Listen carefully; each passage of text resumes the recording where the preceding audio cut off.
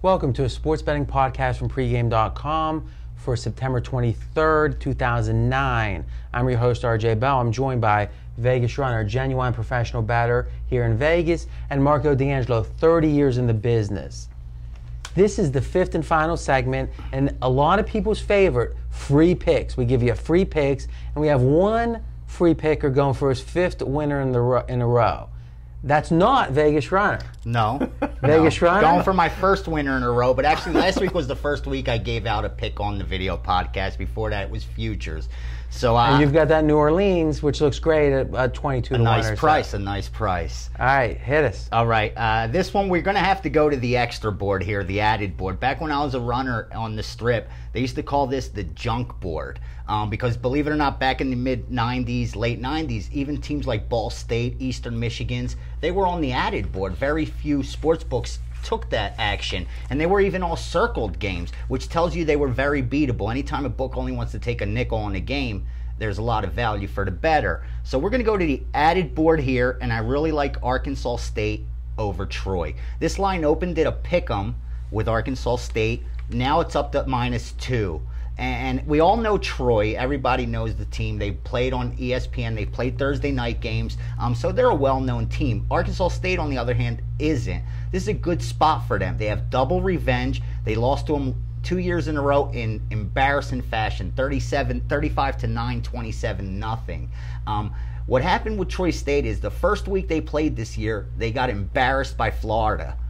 They had a player-only meeting, came back the following week and played very inspired ball at home, beating a UAB team, a very, Division I big-name school. On the flip side, Arkansas State played their toughest game last week against Nebraska, their previous game against Nebraska, got blown out. But this is a very winnable game for them. Troy's 0-2 on the road. More importantly, their weakness is against the run. Arkansas State's a team who rushed 36 attempts game 1, 56 attempts game 2. So you know what they're going to do. There's no secret in how they win. They run the ball. Again, now, let me jump in, because sure. What we want to make sure is we stay interactive here, even with the free picks. Now, one of the things that Marco's been talking about this week around the office is that in the NFL, when you play the Steelers, the next week you do poorly because Steelers play so physically. Wouldn't you say that playing Nebraska, and you're saying that game was last week they played Nebraska? No, they had a week. They had 2 weeks in between. They've had 2 weeks to prepare. Okay, so you must have misspoke there, but maybe you said last game and not last week. Okay, so even though that Nebraska would have been a very physical game for them, with 2 weeks to prepare, you're not worried about that? No, and actually, I look at it where I think it's easier now because you played such a high level of competition, where I think now it's a breather for you when you see the speed of a Nebraska, the speed of a Florida. All of a sudden now it's slow motion compared to chasing them wide receivers. And I think that's why Troy had success against UAB last week. They just came off of a dominating team like Florida, so UAB was more of slow motion for them compared to what they faced in Florida. I also think the problem with Troy is they're young and they turn the ball over a lot. That's where I think the problems are going to be. They fumbled the ball 3 times the first week, 4 times the second week, and you see the quarterback Levi Brown gets tons of press because he throws the ball for a lot of yards, but he turns it over, man. 4 interceptions to only 3 touchdowns, so his ratio is not good there. Traveling on the road against a motivated Arkansas State team laying less than a field goal, I think this is a very winnable game, and sometimes you got to go to the added board, and if there's value, it's not a game you're going to be able to catch on TV, but if it cashes, that's all I care about. I don't want anybody to point it out after the podcast goes up, but the Florida game was actually Troy State's second game. They lost. Yeah, they're 1-2. They lost opening week to Bowling Green, and then they played Florida, and then last week had the UAB. To me, in the game, I don't have anything in this game because for me, Arkansas State's an unknown commodity. They've played 2 games.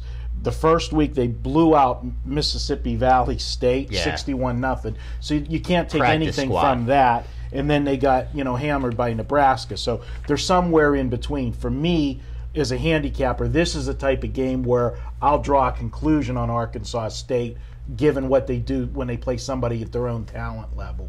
I actually like the fact that we're getting to go with the wise guys on the line move, but not we're not giving up any key number. Not getting the worst of it. Well, we're getting the worst of it, but not extremely. Right, exactly. Right. So clearly, we've talked about wise guys potentially caring about trying to get a position on public teams. If they're betting a game like this, they're betting it almost exclusively because they like a side. They're not middling this game. Yeah, it's the public's not a going to get position. involved in a They game laid like picks. this. They laid 1. They laid 1.5. That's a position. I'll bet you Okay. the public couldn't even tell you where Troy, what state Troy's in. So Marco, we need to we got to finish that argument about the New England and the Jets and all that stuff. But first, and we're running a little short now on time, give us our $10 discount that you give every week for Pregame Pros. All right, we're third week of the NFL season, so we're going to see a lot of NFL blitzes. So the coupon's going to be NFL Blitz and the number 10. Just type in NFL Blitz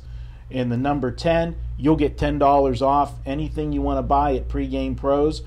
Just add that when you go to the shopping cart. And you So that's all one word. All one word and the Right in number a row. 10. NFL Blitz 10, get $10 off at the shopping cart. Absolutely. Real quick, who's extra hot at pregame.com? Well, we've got Spartans still hitting those triple plays. The guy had another big weekend with his triple star plays. He's hitting like 70-some% over the last 40-some plays. When he says a triple star, take a look at him. Awesome. You got 3 minutes. Give us your free pick. All right, 3 minutes. We're going for our 5th winner in a row with it. I've been having a great... That's right here. Right here, free, $0. All right. And the pay picks are doing not too bad either. We're ranked number 4 in the country in college football this year. Marco is. Marco is 77% on the year. That's pretty good. We're going to go with Tennessee this week against the Jets. This is an 0-2 team that is basically their season Sunday. They go 0-3. History says you don't make the playoffs. This was the team with the best record in the NFL last year, and they're playing a team that actually handed them their first loss last year. The Jets went in with Brett Favre at the helm and beat Tennessee in Tennessee. I look for Tennessee. They were in a bad spot last week, as I talked about earlier in the podcast. They were coming off a Pittsburgh game. Teams do not fare well the following week after playing Pittsburgh. Now, wouldn't you mitigate that with the fact they had 10 days between games? Not really, because it's still, it's still only 2 extra days. Yes, that would be Two better. extra games, Friday, Saturday, Sunday. So Well, it's 3. they were on the road, so they lost the day traveling back and that. They played in Pittsburgh. I like that eye roll, but that's the situation. It's definitely better than playing, on a normal schedule. Or a short week. But, absolutely. But it's still, if you looked at them last week, they didn't want to tackle. I mean, Houston had how many big plays last week, and Houston's not a big play offense. That's what happens when you got physically beat up. You don't want to get in the trenches. So I look for them to come out with fire in their eyes this week. And the Jets, if they could pull a win off this week after the big game last week, then the Jets are for real. They have to show me that. That was just too big of a game beating New England, even though New England's not as good as you're thinking everybody. about a letdown spot. Absolutely. I'm going to go with Tennessee. We're getting 1.5, 2 points. The lines floating around. I look for them to win the game outright, obviously, and let's see if we can make it 5 in a row, guys. So one of the things I really like about what we do here is we don't just nod to what the other one says. And if something doesn't make sense, we talk about it, and that's good because nothing is obvious. Because if it was obvious, the lines maker wouldn't put the number out they did. We're looking for those small edges, and any place where there's not disagreement amongst the experts, they're lying. I mean, just blatantly, they're not telling the truth because you've got, or they're dumb. They're either dumb or they're lying. And here we really make everyone stand up for what they're saying. I personally don't like this game at all. And this is Marco's extreme approach, which is he's going against the best team in football so far at home, who's almost a pick-em game. So this is the ultimate contrarian play, no doubt about it. No free pick for me. I'm 2-0, 2 free pick games of the year. I'm going to wait till total of the year comes maybe out. Next week. We'll see. All right, great show this week, guys. Remember, we're here each and every week. You can watch all of our videos at pregame.tv, or if you want to listen, go to iTunes and search for pregame.com. See you next week.